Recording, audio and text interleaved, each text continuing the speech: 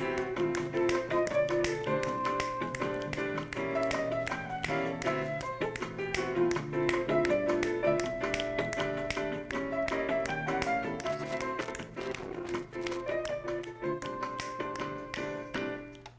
afternoon, everyone, and welcome to the final day of June in Topic Time with Harrison Young. It's a warm one out there, not too humid. Tomorrow it's going to be a scorcher with HHH, all that.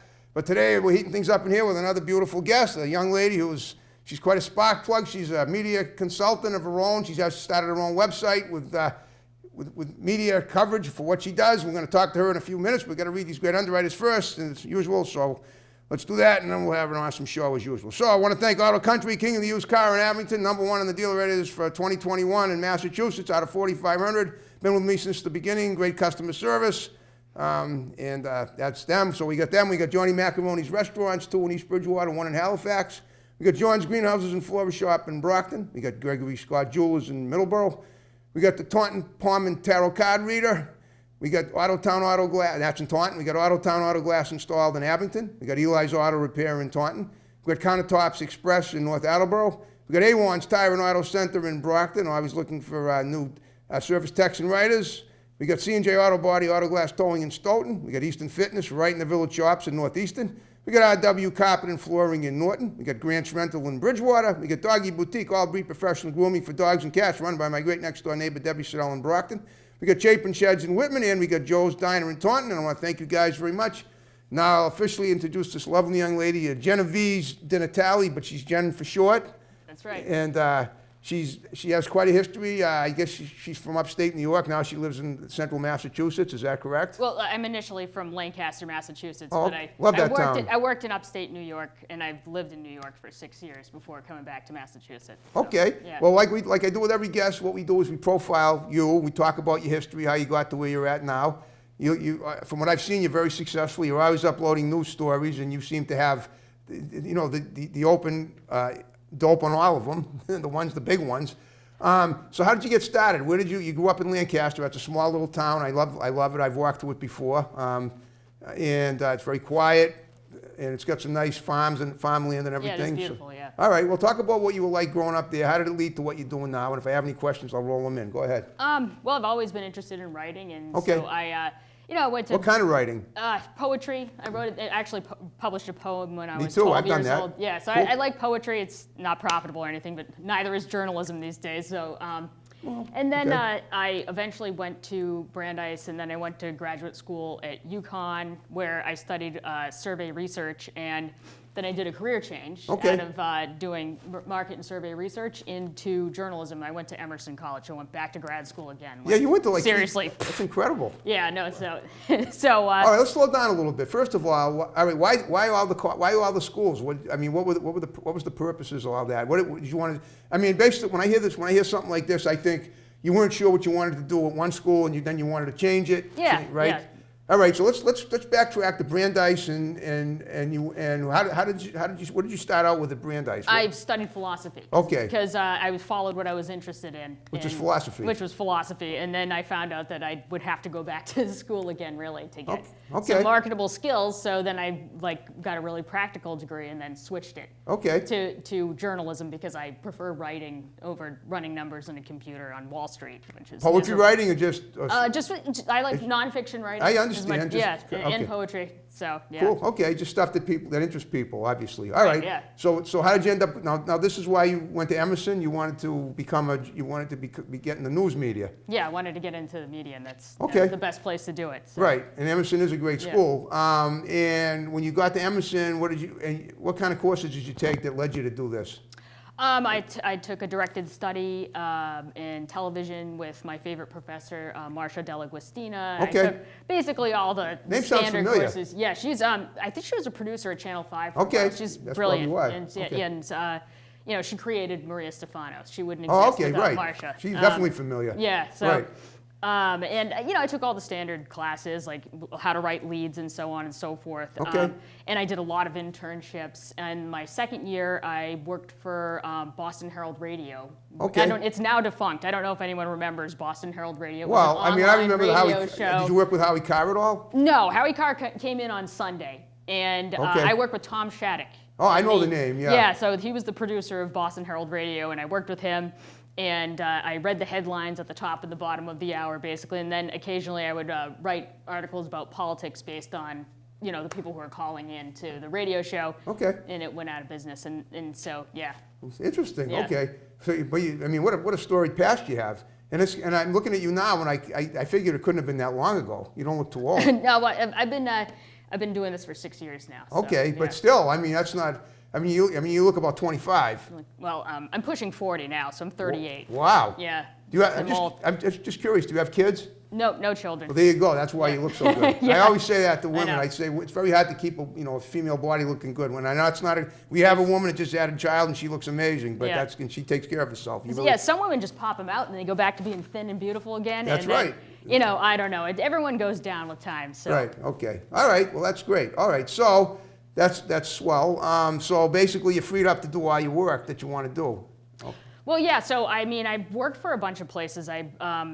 After I left the Boston Herald and I was out of school, I went down south and I worked at the Northwest Florida Daily News as a print reporter. Right down there. south. What state was that? Florida, in the Panhandle of Florida, possibly the worst place for a liberal feminist from Massachusetts. Okay. So I ended up leaving there and I went into television.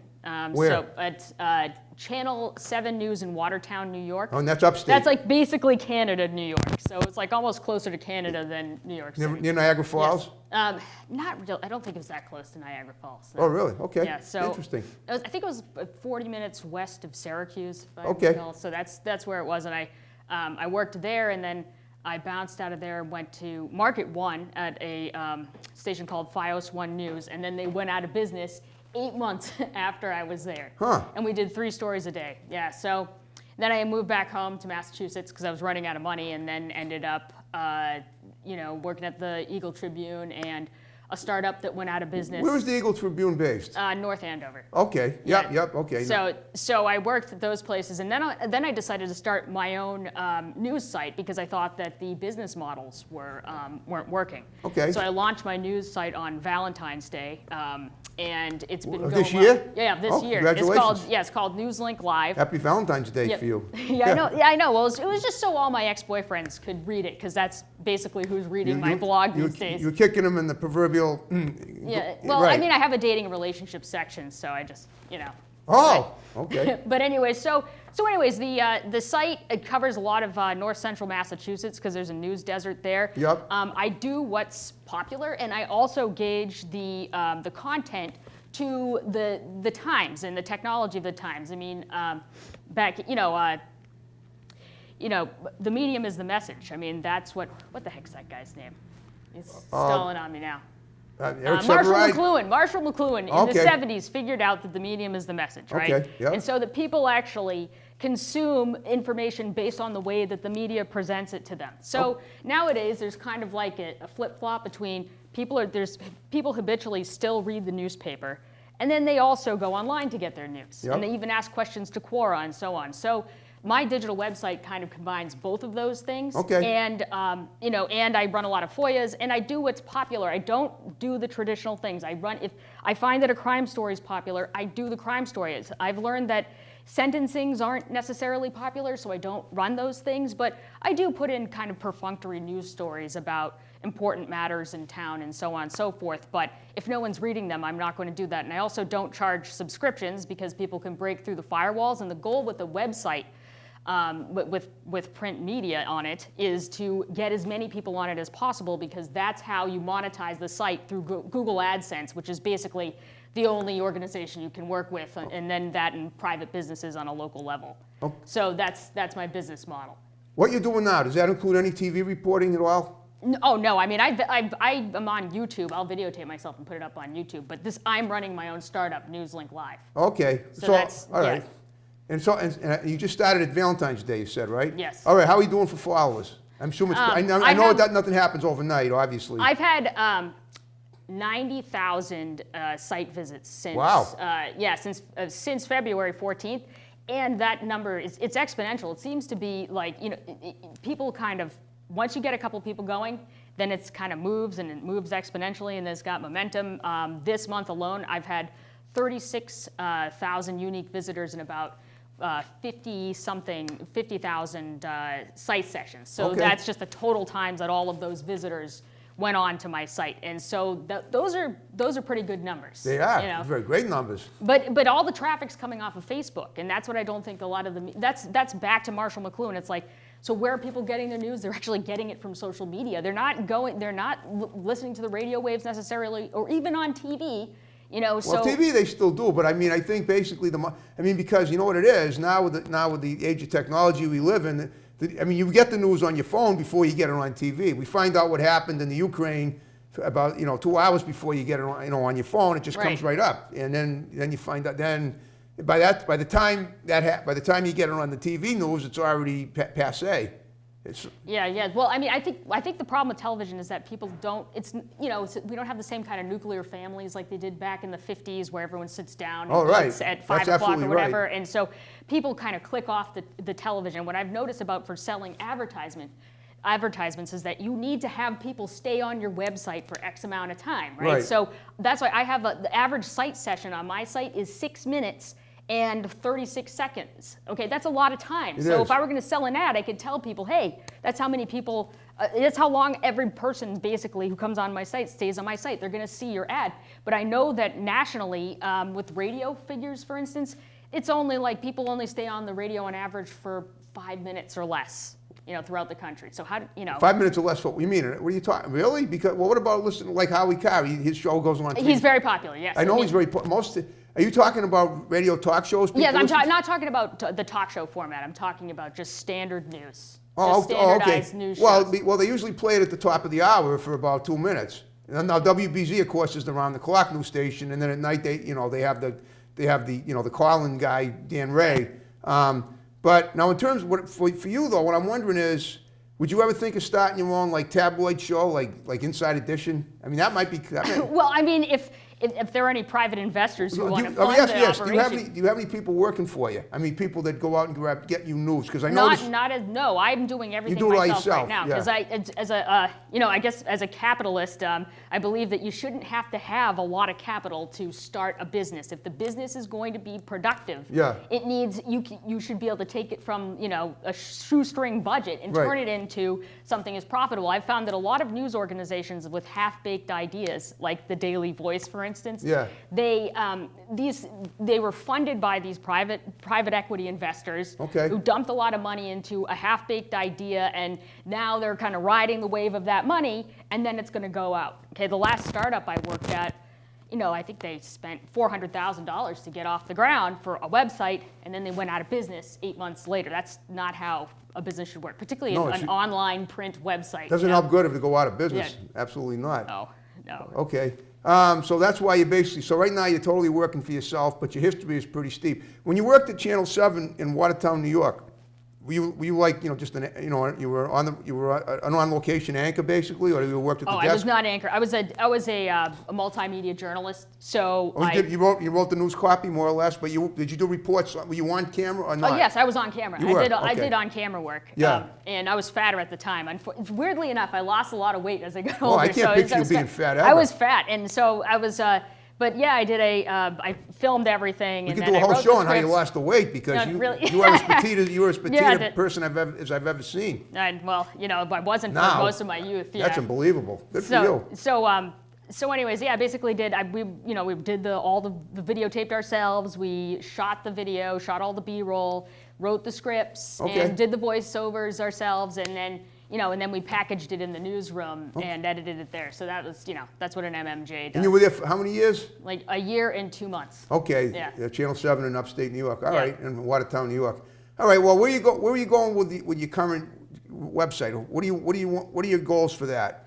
I'd like to monetize it. I'd like to get it going. I'm gonna try to partner with Google AdSense and then try to get local advertisers to work with me, and then start my own business, and then maybe franchise it if it goes well. Okay. Now you have your own YouTube setup, right? Yes. You do. Okay. So what do you add to that? Just all your new stuff? Well, on YouTube, YouTube's kind of a saturated market, and it's haphazard. Very saturated. Yeah, it's haphazard what goes viral or not.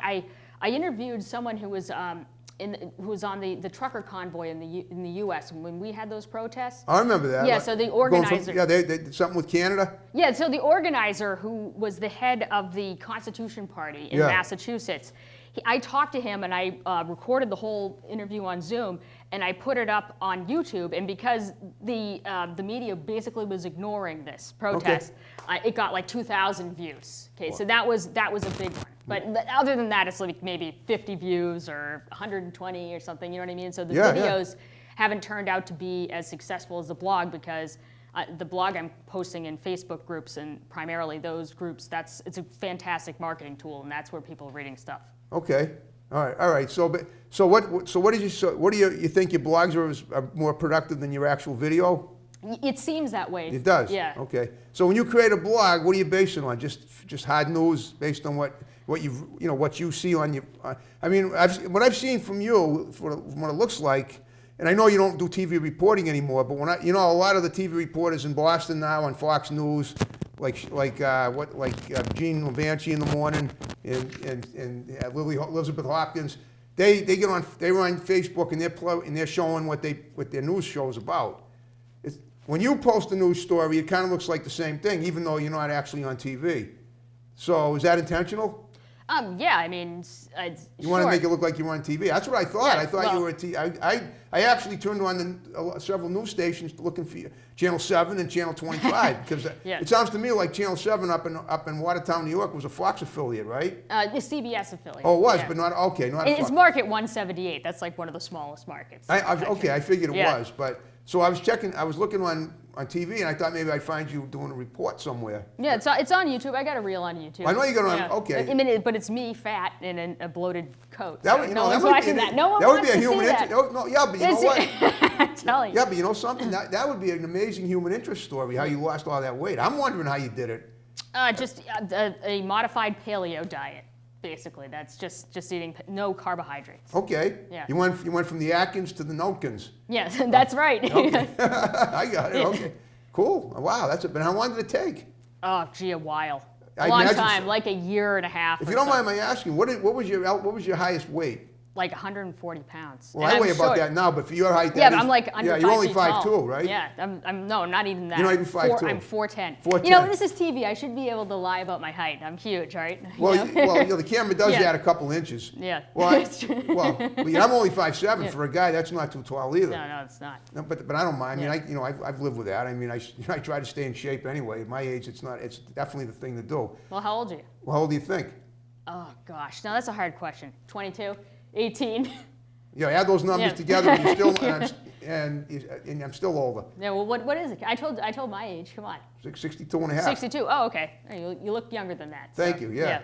Well, I mean, you know, the funny thing is a lot of times I see people in their 50s that I think are older than me, and I love that, and then I find out they're not, or that they're in their 50s, which means they're not older than me, and they're aging faster than I am. Some people just hit the wall. You know, time takes everyone down. It's just a matter of time. You know what I mean? Yeah, right, exactly. No one goes down that gracefully. I know, we don't go down gracefully. Why should we go down gracefully? Yeah. We're here to live, to gratify ourselves and live the good life. Right, that's true. That's true. Yeah. Okay. Do you do anything else besides news writing? Do you play? I mean, because a lot of the people I have on my show are multifaceted. Some of them play music, like I told you about the guy I had on last night, the Italian singer-songwriter Roberto Morbioli over in Wareham. Yeah. Have you ever done any of that stuff? Well, I'm a poet, so I wrote a book of poetry that I published 2 years ago called Love Unaccommodated. Can you recite any of it? Oh gosh, I don't. Not off the top of my head. Okay, that's fine. Yeah. How long was it? Very short. It was like a chapbook. It was like when I wrote in 1978 pages. was too. Yeah. So how long was it? Like about 10 pages. It was basically just a pamphlet that published by Sir Speedy. You know what they are? They're a little print shop. Well, they're a chain of print shops. I don't even know if they exist anymore. Yeah. But we had one in Brockton where I live, which is right next door to here. And in 1978, I got the poetry bug and I started writing it. And then I put together some stuff. And then in the 90s, I did a whole book of short stories, which took me 10 years. It took me the whole decade. And it came out right at the end of 1999. So what I like to do, and I don't know if one thing about news, it's always interesting to assimilate the news with the time. And it seems to me that in my life, all the things I've accomplished have come at a decade change. Like in the 60s, I was born in 1959, and then in the 60s, I went from baby to young semi-adult, and I wrote it. And then in 1969, when I was 10, I won actually won a prize in a writing contest for an essay for why I like kid sneakers in 15 words or less. They gave me a crap box camera, but at least it was something, and it was a precursor. I look at everything as like a precursor to other stuff. Then in the 70s, I did other things. I graduated high school, just lowest possible honors. Got a pilot's license when I was 18. Then I wrote that poetry book. Then in the 80s, I went to college, majored in communications. And then in the 90s, I wrote that. Always loving books and reading. And my parents had a huge library. They still do. They're in their high 80s now, so they're still with me.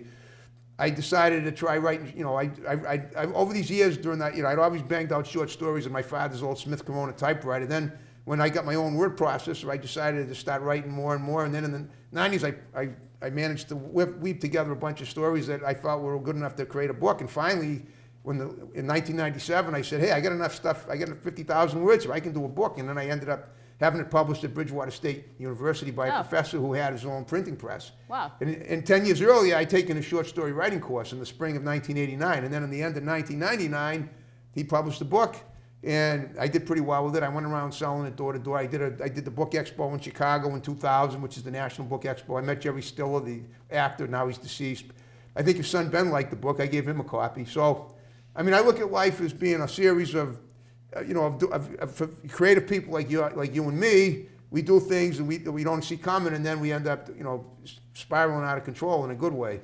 But it takes so long, and then by the time we get there, it's like, wow, I can't believe I've done this, and I expect that you're like that too, right? Well, yeah, I mean, in the news business, the older people they're better than the young people. I mean, even if the young person has a high IQ, they just don't have enough experience with people and so on. But you never done any acting or modeling or music? Oh gosh, nothing like that. Well, no, not really. Okay, I have no acting or anything. I don't have contacts, but you need contacts to act, so. Well, you can make contacts. Yeah. You create your own resume, right? I mean, you have your own resume.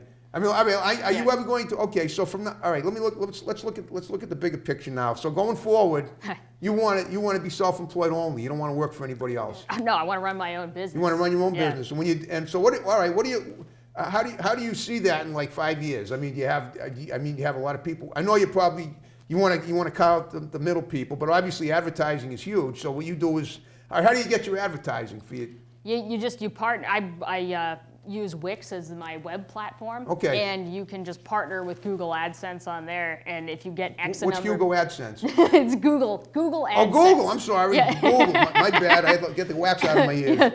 Okay. And so the plan is to partner with them and then to get local advertisers and put their ads, the JPEGs, up on my site for like $50 a month. That's the going rate. That's what you charge them? Yeah, that's kind of the going rate. Okay, that's Worcester awesome. County at least. So. I mean, I know that must work well for you, right? Yeah. Well, I mean, it hasn't yet. I haven't monetized. I'm trying to get my numbers up to a big number. So right, but how do you go about getting advertising? Do you go door to door? Do you call people on the phone? Well, I've already have a couple people lined up because. By a couple of people lined up, you're talking about business owners? Yeah. Okay. Like companies who contact. Sometimes people will send out press releases. It's really an advertisement. Right. For instance, this company emailed me a press release about special skateboards. They said, listen, this is an ad. This isn't a story, and it certainly wouldn't fit with what I'm writing on my site. Okay. I'd gladly run an ad for you if you wanted to send the ad. So that's that kind of thing. I've had a bunch of people like that, and then a tampon company. Although 82% of my readers are men, so I don't think the tampons would sell on my website. So. Everybody, but half the world's population uses them, don't they? Yeah, pretty close. Well, but it's like if 82% of my readers are men, they're not going to want to see that kind of gross stuff. Men think that's gross. It's funny you should bring that up. Along those lines, and it's kind of like sick humor here, but I just heard that on the news that there's a shortage on tampons. Now that having been said, with the Roe versus Wade reversal. Yeah. That'll prevent people from having, if people get pregnant, then they won't need them anyway. Think about it. Right, that's true. Right. You go for 9 so I guess months there'll be less tampons because Roe versus Wade was overturned. Exactly. Brilliant. Yeah. Right. Hey, see? Hey. I mean, have you ever decided, now have you ever speaking of that, have you ever spiced your newsletter, have you ever spiced your stories up with, with silly stuff, like almost like the way they do it on Saturday Night Live? Oh, well, I've tried to. Initially, when I started the site, you want to reel people in however you can. I've talked to people in the sex work industry thinking, hey, it's sex, it's going to sell. Yeah, and so I talked to sex workers. I talked to OnlyFans models with big women of the following. evening? Well, yes. I mean, or, you know, they're just or performers. You know, Oh, okay. you know. Wow. So I interviewed them. Oddly enough, it wasn't, and it didn't get a lot of hits. So I thought, okay, well, that is odd. I don't know. Yeah, I don't know. I was surprised, and so then I just, and then it's just kind of morphed into crime in Leominster and Fitchburg and stuff. Wow. So I stopped. Yeah. talking Okay. to them. Well, yeah. Well, crime is there's plenty of Yeah. crime to cover. I mean, you know that. Yeah. But the good thing about what you've done is that at least you're able to talk to people. You're an outgoing girl. You know, woman. Okay, girl, woman. But you're an outgoing person, and you have all your ducks in a row. To use that age-old cliche, and you know how to approach people. I think you know what you want. And you basically just got to go out there and talk to people and let the source come to you. But you can't. It's not going to come to you. You got to reel it in. Comes to me. Yeah, nothing comes to me. I got to work hard for anything to happen. Well, Yeah. Jen, guess what? We're down to the final 5 minutes. Oh, of the really? show. Man. I hope you had a good time. I did. All right. So what I want you to do, a couple of things. First of all, look at the camera, give shouts out to people that are going to see the show, condense them, and then we'll wrap it up with my music, Okay. like we started it. Hey, Gail Sullivan, my mom, and my dad, Louis DiNatale. Thanks for all your support. I love you. And that's about it. And Jasper, my kitty cat. Oh, he's hey, Jasper. the man I love the most. So, I love cats. I love yeah. animals. I've had two. Yeah, he's They amazing. had cats when they brought me into the world. So I know what that's like. Well, all right. Now, if you had a good time with me, the second thing is that I'm going to ask that you talk to people that might be interesting guests for me, and you have my digits now. Have them text me or call me, and we'll get them on the show, either here or one of my other fine topic time locations. Okay. All right. Now, before we wrap the show up, do you have anything on the horizon going on that you want to mention that you might have overlooked? You know, in the summer here, and you know, I mean, I don't know. Vote for me in the Maxim you Cover mentioned Girl that. contest. So yeah. you model. That's what I thought. Well, I'm not a model. It's like a clever marketing scheme where if people put money down and vote for you, then you move up in the contest. But Well, I applied for. If it's Maxim, it's modeling. But it's basically softcore porn. So I'm ranked 5th in my group right now. Softcore porn? Yeah, that's what Maxim is. It's like it it's a is? men's mag. You've seen it, haven't I you? have, but they don't It's a men's nude. magazine where women are almost nude, but So not quite, so and I'm so you like- can leave it on your table in the living room. You know what I mean? Or in the doctor's office. Yeah, or I don't know. I've never seen a Maxim in the doctor's. What doctor do you go to that has a Maxim? I don't know, but I'm going to find one that does. Yeah. I like it. Yeah. All right. Well, Jen, you did a wonderful job, and you're very inspiring. You're full of barbs that I enjoyed very much. Okay. So we're going to wrap the show up the way we began it. So great job, and let's do it. Okay. Thanks for watching Topic Time, folks. See you next time. Have a good one. Bye-bye. And here we go. Please don't bang the table.